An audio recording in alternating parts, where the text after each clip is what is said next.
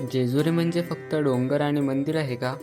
की इथे काहीतरी असं आहे जे फक्त जाणवतं? या व्हिडिओमध्ये दिसेल तुम्हाला जेजुरीचा तो अनुभव जो प्रत्येक जण शब्दात सांगू शकत नाही. म्हणून हा प्रवास सुरुवातीपासून शेवटपर्यंत बघा. महाराष्ट्राच्या श्रद्धेचा रंग, मल्हाराच्या भक्तीचा अनुभव, ही आहे जेजुरी. नमस्कार मंडळी, मी शौर्य स्वागत करतो आपल्या आजच्या ब्लॉगमध्ये. आणि आजचा ब्लॉग आहे जेजुरीचा. पाठीमागे बघा जेजुरीकडे दिसतोय. आज आपण जाणार आहे जेजुरीला. आज शेवटचा दिवस आहे आणि आमची मंडळी सगळी आज शेवटच्या दिवशी सज्ज आहे फिरण्यासाठी.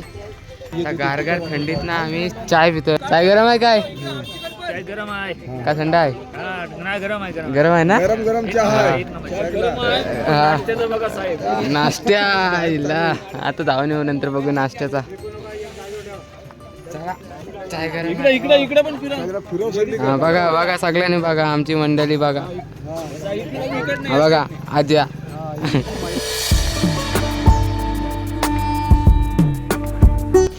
एकदम पोचलोयच. इथे पायऱ्या मोजल्या जात नाहीत. इथे प्रत्येक पायरी श्रद्धेने चढले जाते. गुलालाचा हा रंग फक्त दिसत नाही, तो मनात उतरतो. जेजुरी फक्त मंदिर नाही, ही आहे परंपरा, श्रद्धा आणि एक अनुभव. प्रत्येकजण इथे काहीतरी मागायला येतो, पण जाताना मन हलकं करून जातो. इथे येऊन काही मिळालं का हे सांगता येणार नाही, पण काही हरवलं नाही याची खात्री आहे.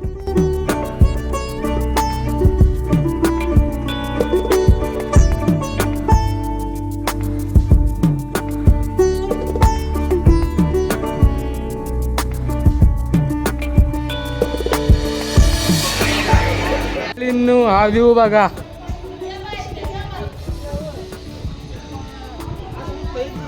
हायवे दिसतोय इथनं. आपले काही आता 1-2 शेवटचे ठिकाणं राहिलेत, ते आपल्याला करायचे आहेत. त्याच्यानंतर आपली ट्रिप संपणार आहे. लाईक करा आणि सबस्क्राईब करून घ्या.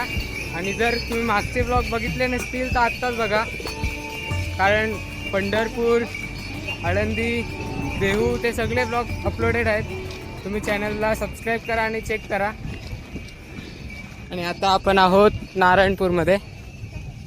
दिगंबरा दिगंबरा, श्रीपाद वल्लभ दिगंबरा, दत्त मंदिराचा प्रवेशद्वार आहे हा. चला वरती जाऊया.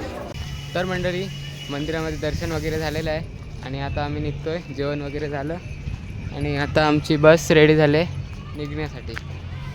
तर आता कुठे जातो आहे माहिती नाही. चलो देखते कुठे जातो आहे. मिनी बालाजी नाही तर डायरेक्ट घरी कुठेतरी. कॅन्सल. मिनी बालाजी कॅन्सल केलेला आहे.